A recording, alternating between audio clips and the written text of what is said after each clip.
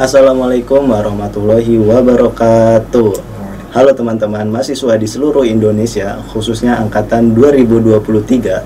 Pada kesempatan kali ini insya Allah kita akan kumpas tuntas nih soal stigma negatif atau pandangan buruk tentang Ormawa atau organisasi mahasiswa.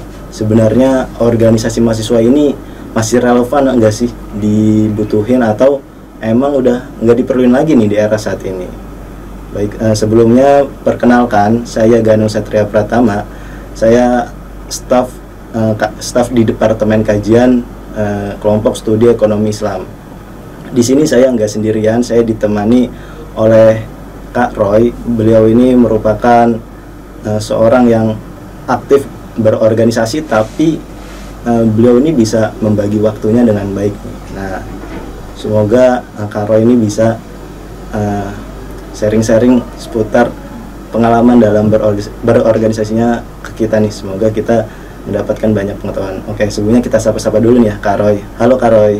Halo Ganu. Gimana nih Kak kabarnya? Alhamdulillah kabar baik. Ganu sendiri gimana kabarnya? Alhamdulillah luar biasa. Allahu Akbar. Allahu Akbar. Oke Kak Roy, akhir-akhir ini Kak Roy lagi sibuk ngapain nih Kak? Sibuk ngapain ya? Sibuk ngapain? Waduh. Enggak, bercanda. Akhir-akhir ini sibuknya itu paling ya di FOSE ya, karena saat ini seperti yang Ganung sampaikan tadi, saat ini kebetulan saya ada amanah ataupun tanggung jawab di salah satu organisasi mahasiswa yang memang itu bergerak di ekonomi syariah di skala nasional, yaitu Forum Silaturahim Studi Ekonomi Islam. Kebetulan juga dipercaya sebagai salah satu presidium nasional, lebih tepatnya di bidang keilmuan. Dan selain itu, paling kesibukannya ada kerja sambilan. Dan untuk akademik sendiri, alhamdulillah tinggal menunggu jadwal wisuda. Masya Allah, keren banget ya teman-teman. Aktif organisasi, kerja, terus wisudanya nih tepat waktu atau lebih cepat nih Kak? Alhamdulillah tepat waktu. Alhamdulillah. Jadi walaupun ikut berorganisasi tapi masih bisa lulus tepat waktu teman-teman. Oke. Jadi Kak Roy udah siap belum nih Kak untuk pembahasan kita? Insya Allah sangat siap. Oke. Jadi gini Kak. Akhir-akhir ini kan banyak banget nih stigma negatif tentang organisasi mahasiswa, gitu kan. Banyak yang menganggap bahwa kegiatan organisasi itu cuma buang-buang waktu aja Kak, ya kan. Terus mengganggu jadwal akademik atau membuat IP kita turun gitu. Terus cuma jualan risol lah, terus istilahnya menghambat untuk berprestasi gitu kan. Sebenarnya hal itu bener gak sih Kak? Apa cuma alasan mereka aja nih biar gak join organisasi nih? Tapi nanti dulu Kak, itu jangan dibahas dulu Kak. Oke, nanti di pertengahan obrolan kita spill dikit-dikit gitu. Boleh. Sebelumnya saya pengen tahu nih, Kak Roy ini ceritain deh Kak, awal mula Kak Roy masuk ke kampus, terus dari semester 1 nyampe sekarang yang udah mau wisuda ya. Nah, Kak Roy itu udah mengikuti berapa organisasi atau sudah dapat apa aja nih di kampus? Apakah hal itu didapatkan di dalam kampus atau malah di organisasi nih Kak? Boleh Kak diceritain? Siap, terima kasih banyak Ganu. Oke, ini kalau bicara tentang pengalaman ini lumayan seru gitu ya.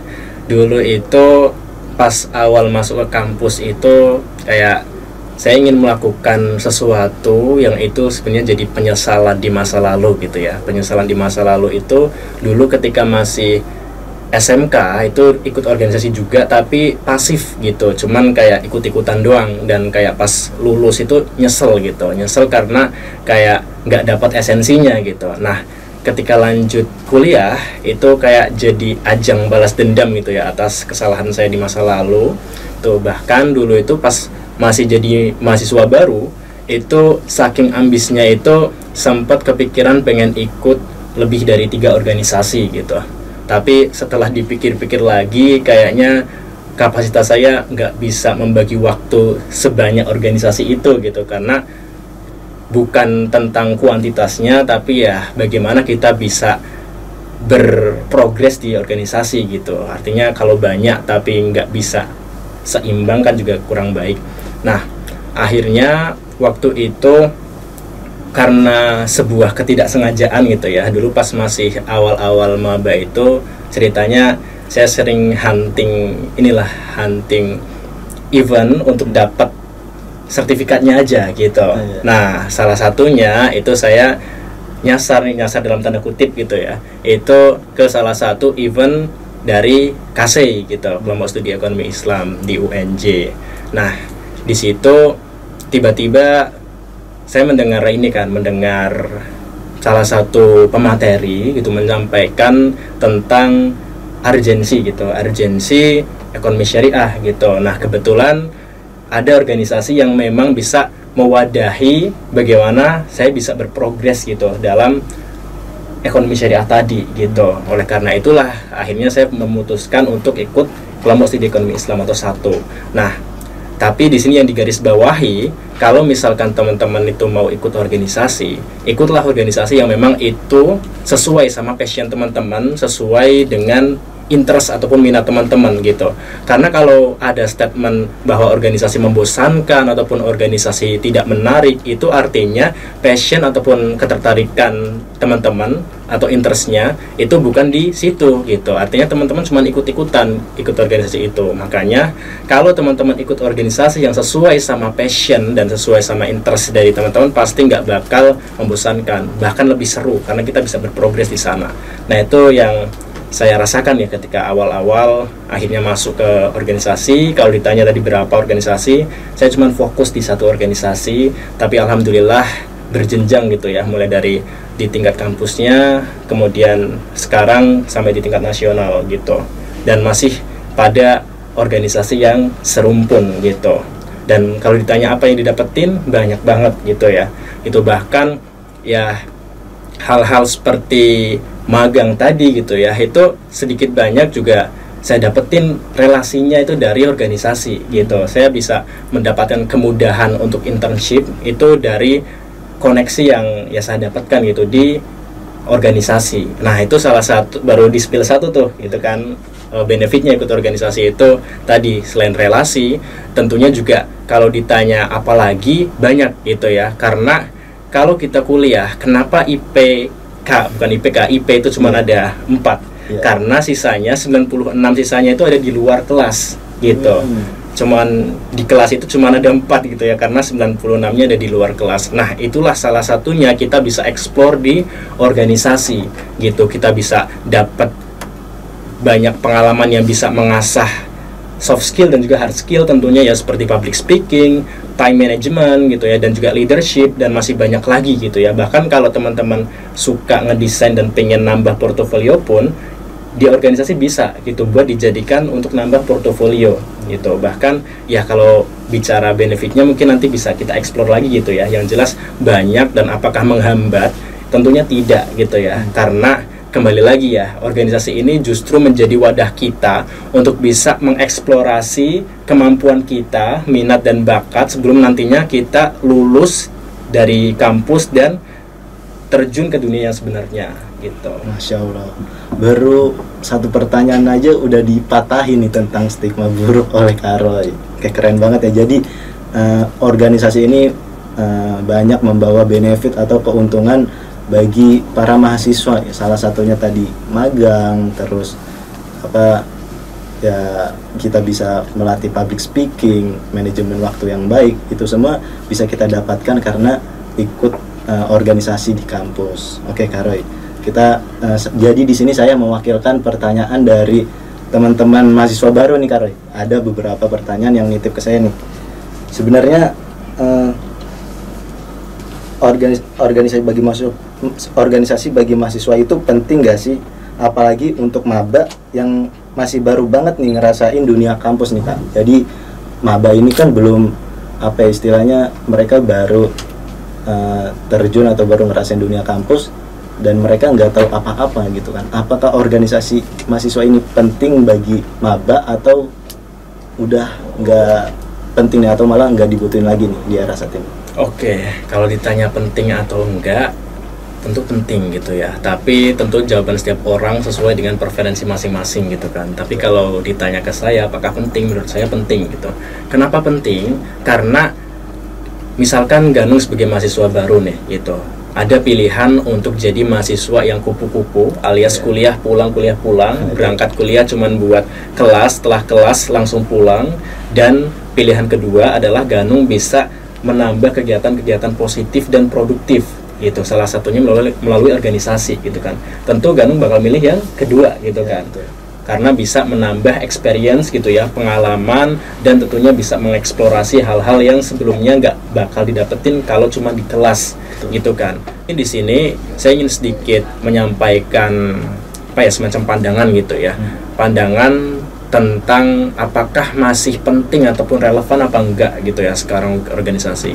Karena kan ngelihat sekarang itu udah banyak juga internship gitu ya, program internship ataupun MBKM gitu ya, yang mana ini mungkin dipandang lebih menarik gitu ya. Jadi gini teman-teman, banyaknya lowongan internship ataupun MBKM itu tidak serta-merta membuat eksistensi dari organisasi itu menjadi bergeser, tentu tidak gitu. Justru ini menambah sebuah opsi gitu. Karena dulu pun gitu ya, ketika program magang belum sebanyak ini dan MBKM pun dulu belum ada, itu yang dijadikan portofolio ataupun untuk mengisi CV gitu ya oleh mahasiswa-mahasiswa itu ya pengalaman organisasi gitu, dan yang dibawa nanti ketika melamar kerja itu ya pengalaman organisasi gitu. Nah, adapun sekarang makin banyak pengalaman magang itu sebagai opsi gitu, opsi yang semakin banyak gitu kan. Jadi di sini baik teman-teman nanti ingin tetap ikut berorganisasi ataupun nanti memilih untuk magang, keduanya sama-sama memiliki benefit gitu. Tapi tentunya ada hal-hal yang memang bisa didapatkan di organisasi yang tidak didapatkan di magang gitu. Nanti mungkin kita lebih eksplor lagi di sana gitu ya. Ini kan baru ditanya apakah penting atau tidak, tentunya penting. Itu lebih baik jadi mahasiswa yang kura-kura atau kuliah rapat daripada kupu-kupu gitu. Karena dari rapat itu kita belajar interaksi gitu ya, kita belajar bersosialisasi, belajar bisa teamwork gitu ya, yang mana itu semua itu bersinggungan ataupun itu beririsan dengan nanti budaya-budaya yang biasanya di tempat kerja itu dilakukan gitu kan, meeting, komunikasi, tim manajemen gitu, itu sedikit banyak dilakukan, dan itu udah kita mulai poles ketika kita jadi mahasiswa. Jadi itu salah satu benefitnya gitu. Oke, jadi gitu teman. Jadi di setiap organisasi atau kegiatan magang atau volunteer itu memiliki poin plus minusnya masing-masing gitu teman-teman. Jadi teman-teman bisa dipilih-pilih sendiri lah gitu kan, apakah perlu ikut organisasi atau magang, atau emang di organisasi ini belum kita dapat, boleh tuh kita maksimalin di magang gitu. Oke, lanjut nih Kak Roy. Ada banyak banget nih yang ngirim pertanyaan nih. Bagaimana sih Kak cara kita untuk mengatur waktu agar seimbang antara prestasi akademik dan organisasi dan magang gitu? Karena banyak banget nih teman-teman, khususnya maba, mereka belum tahu caranya mengatur waktu dengan baik gitu. Boleh ceritain? Siap, terima kasih Ganung. Mungkin kalau bicara cara manajemen waktu, ini sebenarnya mungkin teman-teman bisa dapat dari berbagai referensi, dan mungkin ini jawaban yang mungkin klasik gitu ya, tapi ini kalau misalkan diterapkan itu benar-benar bisa berdampak gitu ya, itu benar-benar worth it lah gitu. Nah, sebelum itu tadi, apakah organisasi ini justru menghambat gitu ya, menghambat prestasi ataupun mungkin menghambat akademik gitu ya? Tentunya tidak gitu. Selama kita bisa memanajemennya gitu ya, kita bisa membagi waktu, kapan kita harus fokus akademik, kapan kita harus mencoba lomba gitu ya untuk nambah prestasi, kapan kita coba untuk mengeksplor organisasi ataupun kerja tadi, itu kalau kita bisa mengatur waktunya dan bisa maksimal di semuanya, itu insya Allah malah dapat banyak benefit ataupun banyak pengalaman gitu. Nah, kalau ditanya bagaimana cara manajemen waktunya, mungkin di sini saya bisa bilang terkait konsep prioritas gitu ya, gitu. Nah, tentunya di setiap kegiatan itu pastinya ada suatu prioritas gitu, yang mana itu beda satu sama lainnya. Misalkan Ganung punya tugas gitu ya, tugas kampus itu kan, tugas kampus yang deadline-nya itu masih 2 minggu lagi. Nah, sedangkan Ganung itu dalam 5 hari ke depan itu ada suatu event organisasi yang Ganung harus eksekusi gitu, karena mungkin di situ Ganung sebagai ketua pelaksananya gitu. Nah, tentunya Ganung bakal mendahulukan yang organisasi gitu kan, bukan malah ngerjain tugas dulu gitu kan. Nah, itu salah satu contohnya gitu. Itu konsep skala prioritas gitu kan, ataupun tadi gitu ya, gimana cara manajemennya gitu. Di sini artinya kita kan dalam satu hari itu punya 24 jam gitu ya. Betul. Itu kan. Jadi tentunya dalam setiap waktu yang bisa kita manfaatkan itu sebisa mungkin kita bisa membagi-bagi porsinya gitu ya, sesuai dengan prioritas tadi gitu. Kalau misalkan yang lebih mendesak itu keperluan akademik, ya kita dahulukan akademik gitu. Terus kalau misalkan yang lebih mendesak itu tadi deadline untuk event, ya berarti kita eksekusi dulu yang event tadi gitu ya, ataupun organisasi gitu. Kalau misalkan mungkin sambil magang itu ada proyekan yang harus diselesaikan dengan waktu cepat, ya kita dahulukan gitu.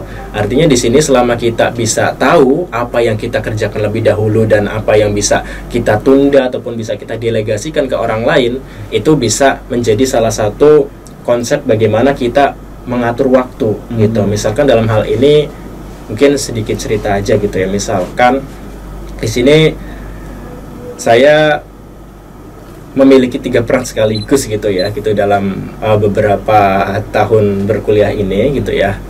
Sebagai mahasiswa yang memang ya fokus ke akademik gitu ya, terus juga aktivis organisasi, dan saya juga kerja gitu ya, karena di sini merantau kayak gitu kan. Jadi harus kerja untuk bisa menyambung hidup gitu. Nah, tentunya di situ dengan 3 role yang berbeda, tentunya kan harus bisa membagi waktu gitu kan. Nah, itu bisa disesuaikan gitu. Misalkan ketika ada jadwal kuliah, ya saya fokus buat kuliah gitu. Fokus kuliah, memfokuskan segala kesadaran itu di kelas gitu ya, memahami materi, bahkan kalau bisa ya aktif di kelas. Ketika kelas itu selesai, ya sudah gitu ya. Di situ mungkin kalau ada agenda organisasi, ya berarti fokusnya diubah gitu ke kegiatan organisasi gitu kan. Nah, mungkin setelah pulang barulah lanjut kerja gitu. Memang di sini kalau ditanya capek pasti gitu. Itu konsekuensinya kalau kita memiliki 3 kegiatan sekaligus gitu ya, ataupun 2 kegiatan kuliah dan organisasi tadi gitu. Memang tentunya kalau ditanya capeknya beda atau enggak dengan yang kupu-kupu, tentunya beda gitu. Tapi ya experience yang kita dapetin itu juga beda kayak gitu. Jadi ya kurang lebih konsepnya seperti itu gitu ya. Gimana kita bisa tahu aktivitas ataupun kewajiban kita, tugas kita yang bisa kita dahulukan, yang bisa kita delegasikan, ataupun yang bisa kita tunda dulu gitu. Tapi jangan semuanya ditunda, nanti nggak selesai gitu. Kerjanya H-1 lagi. Waduh, deadlineer. Tapi biasanya otak makin encer kalau ngerjainnya deadline. Karena kepepet gitu. Iya, the power of kepepet. Oke, jadi gitu teman-teman. Gimana cara kita bagi waktu dengan baik?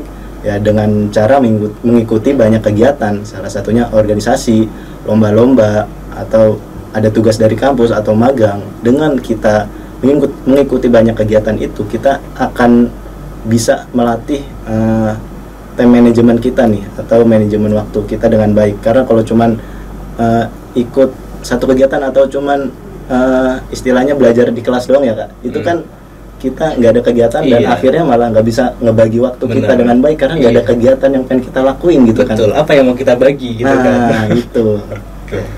Lanjut nih Kak. Banyak banget nih pertanyaan. Oh ya. Sebenarnya ada yang nanya nggak? Sebenarnya semua organisasi itu perlu nggak sih kita ikutin? Gitu. Oke, ini pertanyaan menarik. Ini masih ada relevansinya ya dengan tadi penyampaian di awal tadi gitu ya, ataupun cerita saya di awal gitu ya. Jadi mungkin recall lagi sedikit ya, bahwa pas maba dulu saya sempat kepikiran pengen ikut lebih dari 3 organisasi gitu kan, karena melihat manfaatnya banyak nih gitu. Bahkan setiap event kepanitiaan itu sering saya ikutin gitu, sampai teman saya itu ngingetin gitu, lo apa nggak capek semuanya diikutin gitu. Nah, setelah saya pikir-pikir lagi, ternyata memang kita nggak bisa hanya berfokus pada kuantitas gitu tanpa mengabaikan kualitas gitu kan. Percuma kita ikut banyak organisasi tapi kita cuman ikut-ikutan aja di semuanya gitu, kita nggak sepenuhnya gitu. Maksudnya di situ cuman ikut agendanya aja terus pasif gitu kan, nggak bisa mengeksplor gitu karena mungkin terlalu banyak jadi fokusnya jadi kurang. Itu percuma gitu. Lebih baik kita fokus ke ya mungkin 1, 2 atau maksimal 3 lah gitu ya. Itu 3 kalau misalkan memang possible gitu ya. Kalau ya saran saya based on pengalaman itu saya fokus ke satu organisasi gitu. Yang penting bisa fokus di sana, bisa berprogres, bisa mengeksplor benefit apa aja yang bisa saya dapetin gitu ya dari organisasi itu dan menjadi bekal untuk pasca kampus nanti. Yang penting tadi ya esensinya bisa saya dapetin di satu organisasi itu gitu. Kalau saya tadi lebih prefer ikut sedikit organisasi atau bahkan satu organisasi tapi bisa full fokus di sana gitu. Oke, jadi gitu teman-teman, kita nggak perlu mengikuti banyak organisasi, cukup 1 atau 2 organisasi aja yang sesuai sama visi, misi dan tujuan hidup kita. Ya, sesuai passion sama minat. Gitu. Oke, lanjut Kak Roy. Menurut Kak Roy nih, organisasi kampus yang baik itu seperti apa sih Kak? Oke, pertanyaan yang menarik. Organisasi kampus yang baik, ya tentunya di sini kita perlu pahami bersama bahwa semua organisasi itu baik gitu. Nggak ada organisasi yang baik kecuali ya sindikat pencuri gitu ya, ataupun kriminal, itu ya jelas nggak baik gitu ya. Tapi insya Allah semua organisasi itu baik gitu selama aktivitasnya itu bisa memberikan kegiatan yang positif dan bermanfaat gitu. Nah, mungkin di sini yang dimaksud itu organisasi kampus yang cocok gitu ya, yang cocok ataupun yang relevan itu seperti apa gitu ya. Nah, organisasi kampus yang cocok ataupun relevan itu adalah ya organisasi yang bisa mengakomodir atau mengaktualisasikan kemampuan kita gitu, potensi kita, ataupun tadi yang bisa mewadahi minat kita gitu ataupun passion kita tadi. Misalkan saya punya passion dalam hal public speaking gitu. Nah, public speaking ini berarti kan saya harus bisa mencari nih organisasi mana yang bisa menjembatani saya untuk bisa mengaktualisasikan skill public speaking tersebut gitu.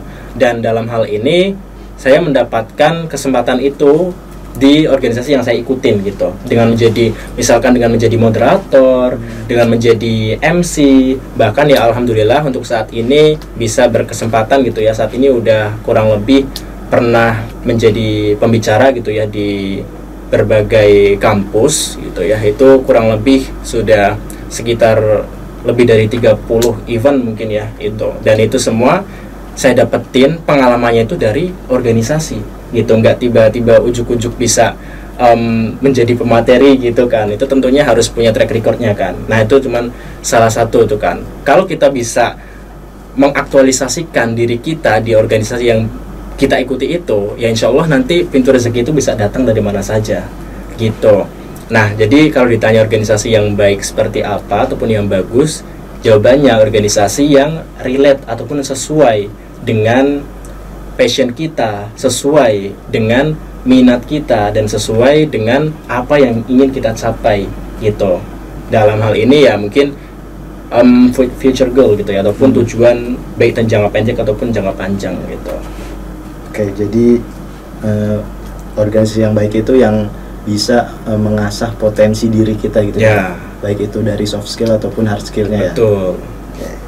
Oke, ini kita agak singgung sedikit soal program pemerintah nih Kak. Oke, jadi banyak nih Kak yang menganggap bahwa kegiatan organisasi itu cuma gitu-gitu aja gitu, atau cuma istilahnya cuma jualan risol gitu, atau cuma ya bosen lah kegiatan organisasi, dan mereka malah memilih program MBKM, magang merdeka, magang belajar magang merdeka kampus ya gitulah MBKM. Nah, di sini nih jadi apa ya istilahnya, ada organisasi yang malah mengikuti kegiatan MBKM tersebut daripada organisasi gitu. Jadi apa ya, posisi organisasi ini udah direbut nih sama MBKM. Nah, itu menurut pandangan kakak gimana? Menurut kakak, apakah MBKM ini menghambat orang-orang untuk berorganisasi atau malah sebaliknya nih? Oke, pertanyaan yang menarik. Ini mungkin sebuah reminder juga gitu ya buat kita semua selaku aktivis organisasi gitu ya. Kalau ditanya menghambat atau tidak, sebenarnya tidak. Justru dengan adanya program pemerintah tadi MBKM itu menjadi suatu tantangan gitu untuk kita, bagaimana kita bisa mengemas organisasi dengan lebih menarik lagi gitu. Bagaimana kita bisa membuat program kerja yang itu relevan dengan kebutuhan mahasiswa zaman sekarang. Itu kalau misalkan dengan adanya MBKM tadi dan organisasi kita masih gitu-gitu aja gitu ya, seperti misalkan program kerjanya masih mengikut dengan yang lama gitu ya, yang turun-temurun, itu ya wajar saja kalau misalkan ditinggalkan gitu. Tapi kalau misalkan dengan adanya program MBKM tadi membuat kita jadi lebih semangat lagi tentang bagaimana kita bisa mengemas organisasi tadi gitu ya, bagaimana membuat program kerja yang memang dibutuhkan gitu ya, bukan hanya formalitas gitu ya, itu tentu akan menjadi hal yang menarik gitu. Artinya saat ini kita para aktivis organisasi itu punya PR besar gitu. PR-nya adalah bagaimana membuat organisasi terlihat lebih menarik gitu, supaya bisa diikuti oleh mahasiswa baru gitu. Contohnya misalkan seperti ini. Saat ini teman-teman mahasiswa baru itu lebih tertarik untuk bisa ikut MBKM ataupun magang gitu ya, karena lebih jelas manfaatnya gitu kan. Nah, kita cari tahu nih manfaat apa yang didapetin dari magang ataupun MBKM tadi gitu. Misalkan pengalaman, portofolio gitu ya. Nah, itu coba kita akomodir di organisasi gitu. Misalkan teman-teman mahasiswa baru itu kan nanti yang ikut organisasi itu dikasih sebuah mini challenge ataupun ya project ataupun mini competition gitu ya, yang mana di situ teman-teman mahasiswa itu bisa menjadikan karyanya yang diikut sertakan di challenge ataupun competition tadi itu sebagai portofolio gitu. Ataupun yang didapetin itu misalkan kalau MBKM ataupun magang itu tentang skill gitu ya. Nah, coba kita fasilitasi juga di organisasi. Kita bikin program kerja yang itu bisa memprovide ataupun bisa ngasih ilmu-ilmu tentang skill yang dibutuhin di dunia kerja gitu. Misalkan saat ini skill yang high demand itu apa? Misalkan ya digital marketing ataupun mungkin copywriting, terus ya lain sebagainya gitu ya. Nah, itu berarti kita harus bisa memprovide itu gitu. Kita bisa membuat program kerja yang memberikan ilmu-ilmu itu kepada teman-teman mahasiswa baru gitu. Jadi mereka ikut organisasi itu dapat juga manfaat yang sama dengan teman-teman yang ikut magang ataupun MBKM tadi. Kalau kita bisa membuat organisasi jadi lebih menarik seperti itu, insya Allah tadi yang tadinya nggak minat tadi itu bisa ikut lagi gitu. Nah, terkait yang jualan risol tadi, nah mungkin ini juga ya bisa dibuat lebih menarik lagi. Misalkan nih tetap jualan risol gitu ya, tapi jualannya nggak keliling gitu, tapi ada standnya gitulah, ada standnya, dan itu bikin suatu campaign yang menarik gitu. Misalkan di situ ada campaign ataupun challenge, siapa yang bisa foto di sini dan diupload di media sosial dengan caption ajakan yang paling menarik akan mendapatkan risolnya secara gratis gitu. Nah, itu kan kita latihan jadi marketing juga gitu kan. Kita latihan ilmu marketing juga di sana gitu kan. Nah, sebenarnya jualan risol tadi misalkan atau apapun itu gitu ya. Itu juga sebenarnya melatih salah satu skill yang kita butuhin. Skill selling gitu. Nah, skill selling ini ketika teman-teman nanti kerja itu sangat dibutuhin. Apalagi kalau teman-teman nanti kerjanya, minatnya itu di industri yang memang fokusnya ke marketing gitu. Marketing atau menjual sesuatu. Itu kan banyak juga kan profesi sales gitu kan. Sales ataupun ya business development gitu ya. Intinya yang menawarkan program ataupun ya produk gitu ya. Ya, itu kan juga perlu skill selling gitu kan. Nah, beda nih orang yang memang belum pernah belajar jualan dengan orang yang pernah belajar jualan, itu skill sellingnya beda gitu. Nah, teman-teman yang udah pengalaman nih jualan risol gitu ya ataupun danusan gitu ya, itu kan secara tidak langsung itu udah melatih dan memoles skill sellingnya gitu, yang insya Allah itu bakal bermanfaat di dunia pasca kampus nanti. Itu jadi jangan dipandang jualan risol ini negatif gitu ya. Insya Allah ini ada sisi positifnya juga gitu. Berarti secara tanpa kita sadari ya Kak, jualan risol ini merupakan salah satu skill yang dibutuhkan gitu ya. Iya. Dan sebagai para aktivis mahasiswa juga ini PR untuk para aktivis mahasiswa ya, supaya organisasi di kampus itu bisa dihubungkan atau diriletkan dengan kegiatan atau pekerjaan yang dibutuhkan di era saat ini seperti digital marketing, desain grafis, copywriting atau sebagainya gitu ya. Ya, betul. Supaya makin banyak juga nih para mahasiswa yang daftar organisasi gitu. Betul ya Kak? Betul. Oke, lanjut Kak. Ya, ini ada pertanyaan nih dari maba nih pastinya nih. Mending jadi kupu-kupu kuliah pulang atau kura-kura kuliah rapat atau kuda-kuda nih Kak, kuliah dagang. Nah, menurut pandangan Karoy gimana nih Kak? Oke, siap. Ini sebenarnya jawaban yang ini ya, pertanyaan yang jawabannya itu kembali lagi tergantung preferensi masing-masing kayak gitu ya. Dan kita nggak bisa ngejudge orang milih kura-kura salah, orang milih kuda-kuda salah, orang yang milih kupu-kupu juga salah gitu. Nah, jadi di sini juga saya sedikit cerita gitu ya. Saya punya temen gitu ya, temen yang dia itu kelihatannya kura-kura gitu. Bukan kura-kura, maaf. Pertama kupu-kupu gitu. Kelihatannya kupu-kupu. Dia kuliah habis itu pulang gitu. Ternyata dia punya bisnis. Gitu. Dia punya bisnis yang dia kelola, dia kembangkan. Dan itu suatu hal yang keren gitu kan. Artinya ya dia memang kuliah itu untuk menyelesaikan kewajiban akademik aja gitu. Terus ketika selesai kuliah ya dia lanjut untuk bisa ngelola bisnis tadi. Dan itu keren gitu kan. Terus ada juga teman saya yang kuda-kuda gitu kan, kuliah dagang gitu kan. Itu juga keren gitu ya, karena ya dia sembari kuliah, dia sembari ini jadi entrepreneur gitu. Nah, itu kan suatu hal yang keren juga kayak gitu kan.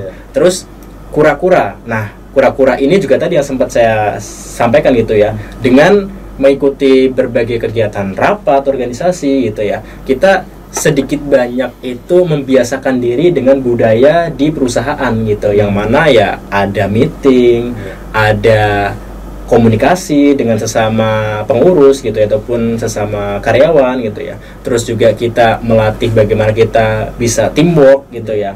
Itu artinya semuanya itu tergantung preferensi masing-masing gitu.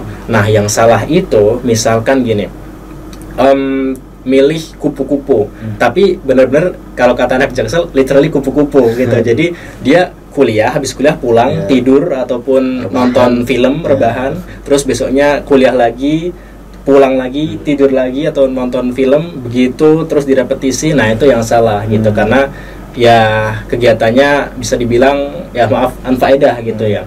Artinya di sini yang perlu kita garis bawah itu, mau pilih kura-kura, kupu-kupu ataupun kuda-kuda, selama kita memiliki kegiatan positif di dalamnya, itu semuanya bagus gitu. Jadi kita nggak bisa ngejudge orang yang kupu-kupu fix 100% ini orang gabut gitu, gitu kan? Karena tadi bisa jadi dia kupu-kupu tapi ternyata di rumah dia punya punya bisnis yang dia kelola gitu.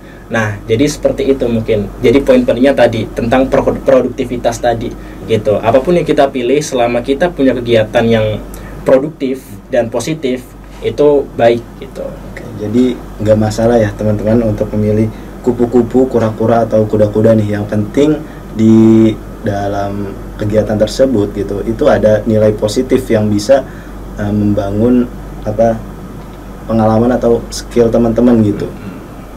Lanjut Kak, ini pertanyaan selanjutnya, seberapa pentingkah pengalaman dalam organisasi? Apakah relate gak nih sama istilahnya kehidupan di dunia kerja gitu? Oke, siap. Pertanyaannya menarik ini. Sebenarnya tadi juga udah sempat disinggung gitu ya. Kita di organisasi itu ibaratnya bisa dibilang organisasi itu miniatur company gitu, ataupun ya perusahaan. Karena di perusahaan pun ada strukturnya gitu ya, di organisasi juga ada strukturnya, ada SOP-nya, ada budayanya gitu ya. Bahkan ada job desk-nya gitu. Artinya organisasi itu bisa diibaratkan itu tadi miniatur company gitu, ataupun perusahaan gitu. Nah, di sini selayaknya miniatur, kita kan berarti sedang belajar nih, kita mensimulasi diri kita gitu ya, mensimulasi diri kita melakukan suatu pekerjaan-pekerjaan yang memang itu relevan gitu, relevan dengan job desk kita gitu, baik itu nanti di organisasi ataupun nanti ketika udah kerja gitu. Nah, di sini kalau ditanya pengalamannya penting atau tidak, ya tadi ya penting gitu, karena kita bisa mensimulasikan gitu bagaimana kita melakukan berbagai pekerjaan gitu ya. Kita bisa membiasakan diri dengan budaya gitu, budaya organisasi ataupun nantinya kalau udah kerja budaya perusahaan gitu ya, ataupun ya aktivitas-aktivitas yang memang itu sedikit banyak mirip gitu. Tentunya beda orang yang memang gak pernah ikut organisasi dengan orang yang berorganisasi ketika nanti di dunia kerja gitu. Yang udah pernah ikut organisasi, dia udah terbiasa tuh misalkan rapat berjam-jam gitu ya, meeting berjam-jam, gimana cara dia bisa presentasi gitu ya, pitching gitu ya, pitching presentasi tentang produk gitu ya. Terus tadi ilmu sellingnya gitu ya, terus public speakingnya, teamwork gitu ya, bagaimana kerjasama dengan sesama karyawan gitu ya, bagaimana dia membangun komunikasi dengan pihak eksternal gitu. Tentunya beda gitu ya dengan yang memang nggak pernah ikut organisasi dengan yang ikut organisasi gitu. Dan semua simulasi itu bisa kita dapatkan di organisasi gitu. Makanya dulu bahkan sebelum era gempuran program magang ini ada itu ya, itu organisasi menjadi jembatan, menjadi wadah inkubator untuk teman-teman mahasiswa itu melatih dan mengaktualisasikan minat bakat mereka, passion mereka sebelum nantinya ke dunia yang sesungguhnya ataupun dunia kerja. Karena tadi organisasi itu ibaratnya seperti miniatur gitu, miniatur di mana kita bisa mensimulasikan apa-apa yang nantinya bisa apa-apa yang kita kerjakan nanti di perusahaan itu di organisasi gitu. Kurang lebih ya ada relevansinya lah gitu. Jadi organisasi di era saat ini masih diperlukan ya Kak? Ya masih. Ya cuman bedanya sekarang lebih banyak opsinya gitu. Bisa memilih tetap organisasi, bisa juga kalau misalkan mencoba tadi program internship juga gitu. Oke, selanjutnya nih Kak, eksistensi organisasi apakah masih relevan atau malah kehilangan kebermaknaan nih? Karena kan banyak quotes dari Gen Z nih, Tuhan telah memberimu jatah libur tapi kamu malah memilih sibuk berorganisasi. Nah, itu gimana Kak? Apakah organisasi di era saat ini apakah masih relevan atau udah hilang maknanya gitu? Oke, siap. Eksistensi ya. Oke, kalau bicara eksistensi organisasi saat ini apakah masih ada atau tidak gitu, ataupun relevansinya gitu ya. Tentu kalau boleh bilang itu masih ada gitu, masih ada relevansinya gitu. Nah, terkait tadi apakah organisasi ini itu masih dibutuhkan ataupun tidak, itu tergantung bagaimana pengurus organisasi itu membuat program kerja. Itu makanya ini sekali lagi menjadi reminder untuk kita semua ke depannya gitu ya. Kalau organisasi kita programnya masih itu aja gitu ya, masih program yang seremonial, ya lama-lama nanti akan ditinggalkan gitu. Karena ya teman-teman mahasiswa ikut organisasi, mereka cuma menjalankan program yang seremonial yang sebenarnya mungkin tidak terlalu dibutuhkan gitu kan. Nah, artinya di sini kita harus mulai berpikir bagaimana kita membuat program kerja organisasi itu memang dibutuhkan oleh mahasiswa, sehingga mahasiswa baru itu gabung ke organisasi itu mereka merasa apa yang mereka butuhkan itu bisa diakomodir, bisa disediakan oleh organisasi gitu.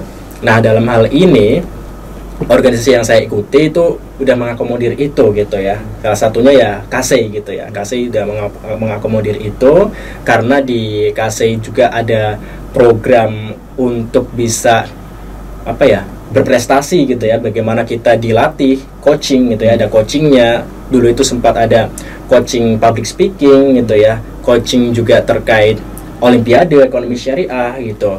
Dan juga di situ juga banyak diajarkan juga tentang dagang gitu ya, dagang ataupun tadi bisnis di salah satu bironya gitu ya, dan banyak lagi yang bisa saya dapatin dari situ gitu. Salah satunya terutama tadi terkait pengalaman public speaking yang alhamdulillah sampai sekarang itu menjadi ya salah satu jalan rezeki lah bagi saya gitu.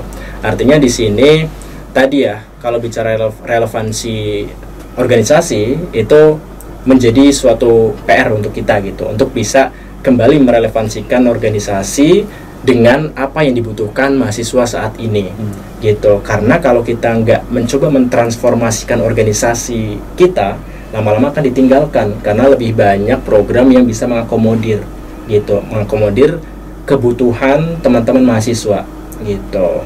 Itu sih artinya, sekali lagi ya, dengan adanya program-program magang ataupun MBKM tadi, itu tidak serta-merta menggeser eksistensi dari organisasi gitu, ataupun menggeser peran dari organisasi, tidak gitu. Tapi di sini justru menambah opsi gitu. Yang dulu itu organisasi mungkin hanya menjadi satu-satunya opsi untuk kita bisa berprogres itu ya, karena dulu mungkin program ataupun lowongan magang itu masih sedikit dan sekarang udah banyak. Nah, sekarang itu opsinya yang lebih banyak gitu. Organisasi masih ada, magang pun sekarang malah tambah banyak gitu. Tapi ya kembali lagi, ini hanya opsinya semakin banyak aja gitu, tapi eksistensinya masih tetap gitu. Peran organisasi mahasiswa masih tetap gitu. Tapi kita ada PR tadi, bagaimana kita membuat organisasi kita itu relevan dengan kebutuhan zaman saat ini gitu.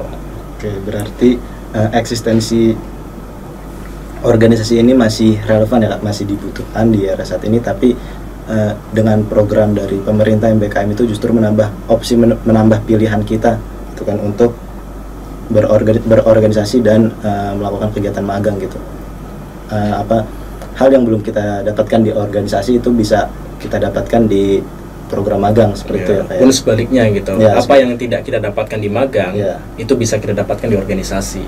Berarti saling melengkapi lah ya. Saling melengkapi. Ya, contohnya gini, ketika magang itu kita biasanya itu hanya menempati satu posisi saja gitu ya, satu posisi, dan itu ya diberikan job desk, kita mengerjakan job desk tersebut gitu. Misalkan sebagai copywriting intern, ya udah kita mengerjakan job desk copywriter gitu kan. Itu. Nah, kalau udah selesai magang itu ya, kalau memang perform kita biasa-biasa saja ya sudah gitu, habis kontrak gitu. Ya memang ada gitu ya orang yang dari magang terus diangkat jadi karyawan gitu, itu ada, tapi kan nggak semuanya gitu kan gitu, dan itu jarang gitu. Nah, tapi di organisasi itu kalau kita bisa menjalannya dengan baik, itu kita bisa merasakan jenjang gitu, mulai dari staff kita naik jadi kepala departemen atau kepala divisi, terus kita bisa naik lagi jadi pengurus inti ya, bahkan ketua gitu ya. Dimana di situ jenjang itu juga ketika kita masuk ke dunia kerja itu bakal jadi suatu hal yang dipertimbangkan gitu.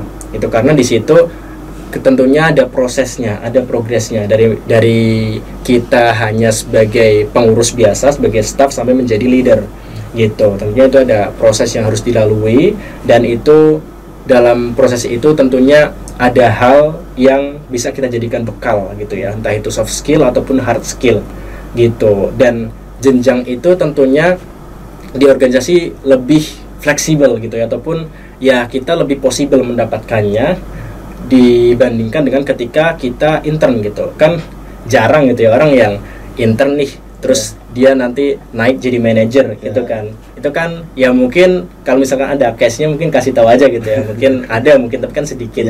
Nah, kalau di organisasi kan selama kita bisa istiqomah gitu ya, itu kan ada jenjangnya dari staff, kepala departemen, ketua gitu.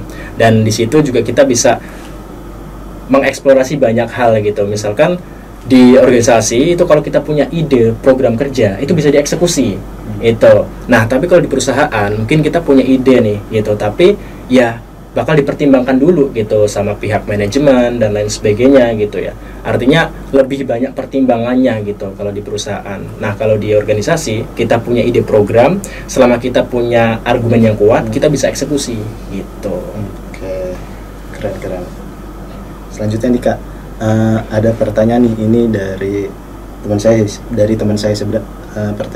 Pertanyaannya ini, sebenarnya organisasi itu menghambat akademik gak sih? Karena ada nih cerita dari teman saya kalau apa anak-anak organisasi itu ketika kerja kelompok mereka malah nggak hadir gitu karena ada kegiatan organisasi gitu. Nah itu kan menghambat akademik.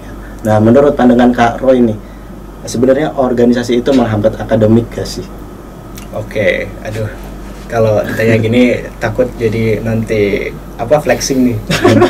Enggak. Gini sih, kalau ditanya apakah menghambat akademik atau tidak, itu tergantung orangnya masing-masing gitu. Kalau misalkan memang orangnya bisa membagi waktu, mengatur waktu, time management yang baik, ya, insya Allah tidak menghambat akademik gitu. Justru itu bisa menjadi suatu benefit ataupun privilege gitu.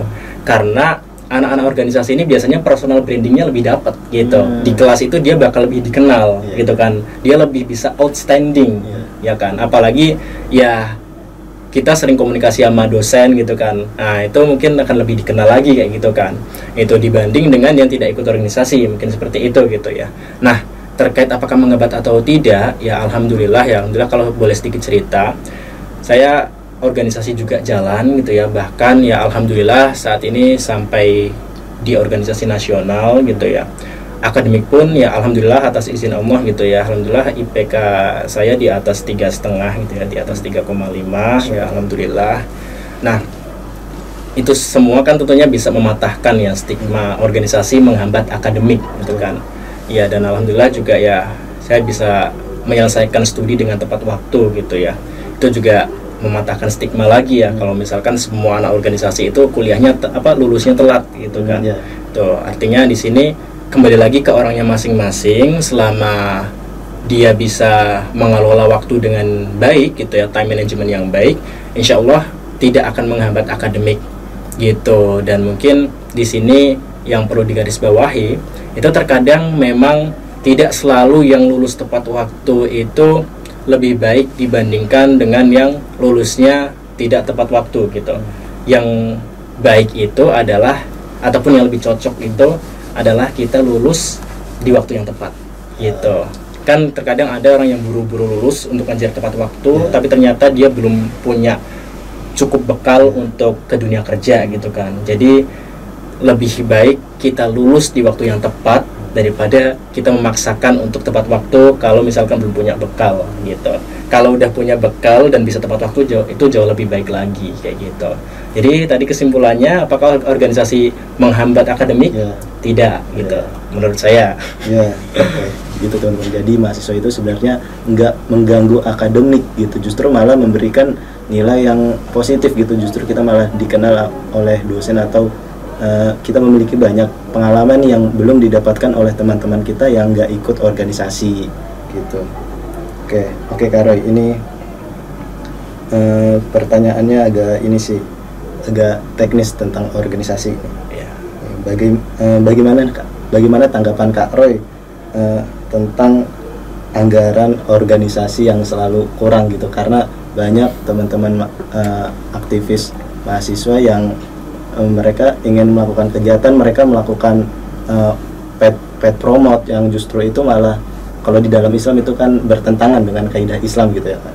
Nah itu gimana nih tanggapan soal istilah tentang anggaran organisasi yang selalu kurang gitu?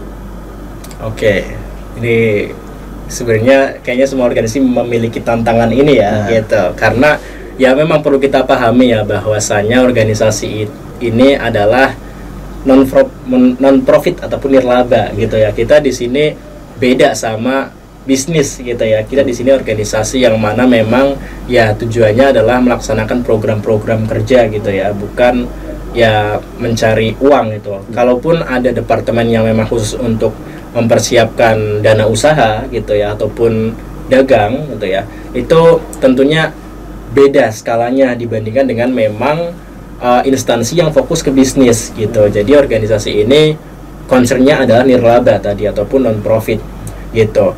Nah tentunya sebuah keniscayaan bila mana organisasi terkadang memiliki kendala pada pendanaan itu. Makanya ada case-case seperti tadi dagang gitu ya, danusan ataupun jualan risol dan teman-temannya itu gitu ya. Open sponsor open sponsor juga. Nah Jadi justru ini yang menjadi sesuatu yang menarik gitu. Karena di sini, karena adanya tantangan dana yang kurang tadi, kita jadi ditantang untuk berpikir gimana caranya organisasi yang non profit bisa mendapatkan pendanaan, bisa mendapatkan uang untuk operasional, untuk melaksanakan program-program kerja gitu. Nah, ini juga salah satu tadi ya, pengalaman ataupun skill ataupun benefit yang saya bilang tadi yang gak bisa didapetin kalau kita nggak jadi anak organisasi. Justru ini bisa menjadi bekal nanti ketika kita udah lulus gitu. Karena dengan adanya tantangan dana yang kurang ini, kita perlu berpikir gimana caranya kita bisa dapat sponsor sebanyak-banyaknya gitu ya. Nah, cara dapat sponsor tentunya kita ya harus bisa bagaimana menulis email yang baik gitu ya, bagaimana kita bisa membranding program kita dengan proposal sponsor yang menarik gitu ya. Terus bagaimana kita bisa pitching gitu ya, pitching rencana event yang ingin kita lakukan di perusahaan yang nanti kita mau jadikan sponsor gitu ya. Ataupun kalau di sini biasanya kan anak organisasi itu terutama kalau mau ada event besar itu kan ada yang memang fokus ke sponsor, ada juga yang memang fundraising. Nah, fundraising ini juga salah satu skill penting gitu ya. Salah satu skill penting karena di situ kita akan belajar bagaimana kita bisa mendapatkan uang gitu ya. Bisa dengan selling tadi ya, dengan berdagang, bisa juga dengan bagaimana kita crowdfunding ataupun tadi open donasi dan lain sebagainya gitu. Jadi justru ini menjadi suatu hal yang menarik gitu, karena dengan adanya tantangan itu justru menjadi pemacu untuk kita bisa mengeluarkan ide-ide strategis gitu. Bagaimana kita tadi ya bisa mendapatkan sponsor, kita bisa mendapatkan banyak dana, padahal kita adalah organisasi yang orientasinya non profit gitu. Oke, pertanyaan selanjutnya nih Kak. Dari tadi kan kita ngomongin organisasi dan benefitnya untuk diri kita sendiri nih, ya kan? Entah itu public speaking, management time, atau banyak lain sebagainya. Nah, sebenarnya organisasi ini punya dampak positif gak sih bagi masyarakat nih Kak? Karena banyak aktivis organisasi ini enggak banyak sih. Ada beberapa yang mereka hanya fokus di lingkungan kampus aja, mereka enggak keluar di luar kampus untuk mengabdi kepada masyarakat gitu. Jadi sebenarnya organisasi kampus ini punya benefit atau manfaat yang baik gak sih untuk masyarakat Indonesia khususnya? Oke, pertanyaannya menarik. Oke, jadi kalau ditanya kebermanfaatan ya, kembali lagi tergantung bagaimana program kerja yang diusungkan ataupun yang dikerjakan oleh organisasi tersebut gitu. Misalkan ya kita bicara KASEI misalkan ya. KASEI kan juga punya program yang memang itu tujuannya untuk ke masyarakat gitu kan, seperti KGTS ya, KASEI Goes to School, yang memang itu tujuannya ya untuk meliterasi gitu ya, meliterasi adik-adik kita di sekolah gitu ya, supaya bisa lebih kenal lagi tentang ekonomi syariah gitu. Dan juga kalau misalkan ada lagi tuh program, misalkan program seleb gitu kan, salah satunya kan ada social empowerment. Nah, social empowerment ini kan juga dia terjun ke masyarakat untuk bisa langsung memberikan manfaat gitu, entah itu terkait dengan pemberdayaan gitu ya, ataupun memberikan bantuan dana gitu.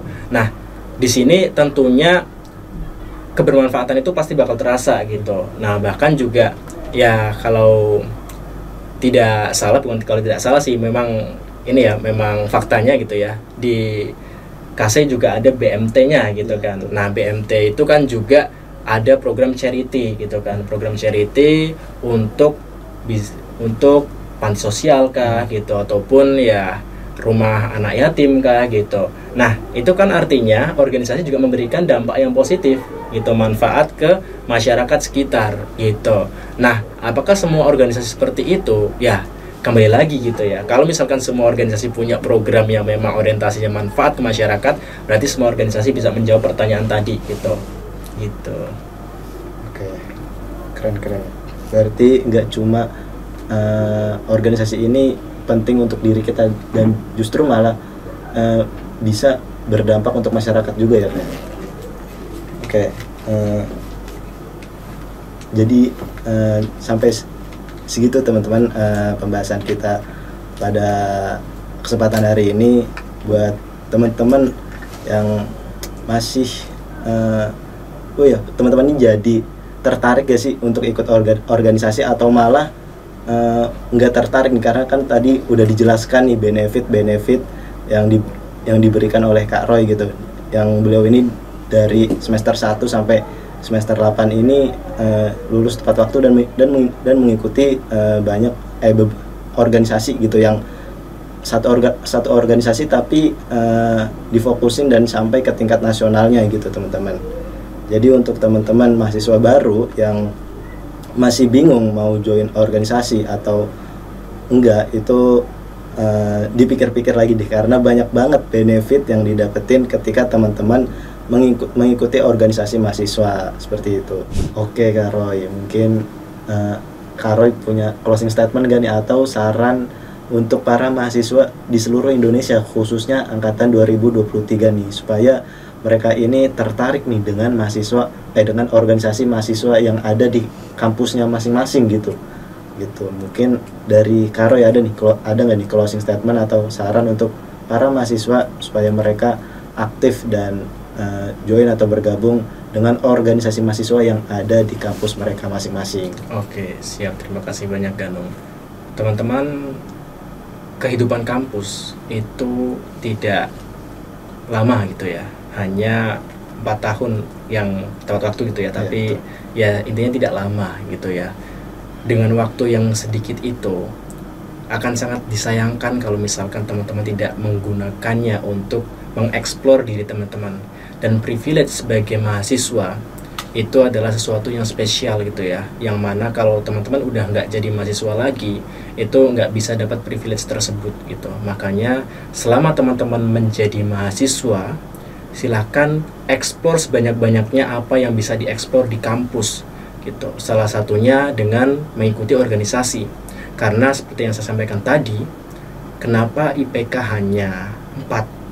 Karena 96 sisanya itu didapatkan di luar kelas gitu. Teman-teman bisa mengeksplor banyak hal, teman-teman bisa mendapatkan banyak pengalaman, experience, teman-teman bisa melatih berbagai macam skill, mulai dari soft skill hingga hard skill ya, seperti public speaking, team management, dan leadership, serta skill-skill teknis lainnya itu ya di organisasi salah satunya gitu. Oleh karena itu, kalau teman-teman ingin punya bekal yang lebih matang lagi untuk kehidupan pasca kampus, salah satunya teman-teman bisa ikut di organisasi. Tentunya dalam memilih organisasi, teman-teman harus memilih organisasi yang relate ataupun relevan dengan tujuan jangka panjang teman-teman dan sesuai dengan passion serta interest dari teman-teman. Semangat, semoga teman-teman bisa menjadi aktivis yang luar biasa dan bisa memberikan kebermanfaatan bagi semua orang ataupun bagi teman-teman sendiri. Oke, terima kasih Kak Roy atas closing statementnya. Semoga closing statement dari Kak Roy ini bisa menambah semangat nih para mahasiswa baru, khususnya angkatan 2023 untuk mengikuti aktif kegiatan organisasi yang ada di kampus mereka masing-masing. Oke teman-teman, mungkin cukup sekian ya pembahasan atau diskusi kami tentang stigma buruk atau stigma negatif soal organisasi, dan itu semua sudah dipatahkan gitu, bahwa organisasi ini nggak hanya buang-buang waktu saja, atau nggak hanya jualan risoles saja gitu, atau nggak hanya organisasi ini mengganggu IPK atau mengganggu nilai, itu enggak teman-teman, karena udah ada contohnya nih di samping saya gitu kan. Oke. Mungkin sebelumnya terima kasih Kak Roy, semoga apa yang disampaikan oleh Kak Roy ini bisa bermanfaat untuk penonton dan untuk saya sendiri dan untuk semuanya yang nonton gitu. Mungkin cukup sekian dari saya. Apabila ada salah kata dan kata yang kurang berkenan di hati teman-teman, mohon dimaafkan. Kurang lebihnya mohon maaf. Wabillahi taufik wal hidayah. Wassalamualaikum warahmatullahi wabarakatuh.